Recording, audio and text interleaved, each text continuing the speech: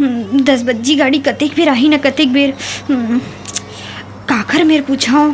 अरे ये खड़े है तेखर मेर पूछ लेता हूँ। ए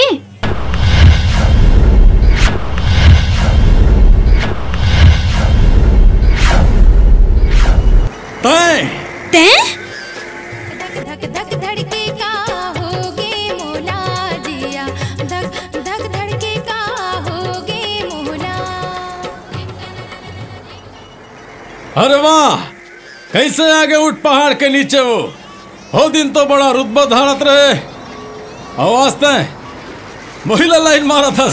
कौआ करे काव काव, न घाम न छाव। अरे जत का सुघर तो रूप है ना, उत के सुघर कोयली बनन तोर बोली है। तोर नाव का है रे? चांदनी अपन नावला कोनो ला नहीं बताए। कुत्ता भूखे 1000 चांदनी चले बाजार।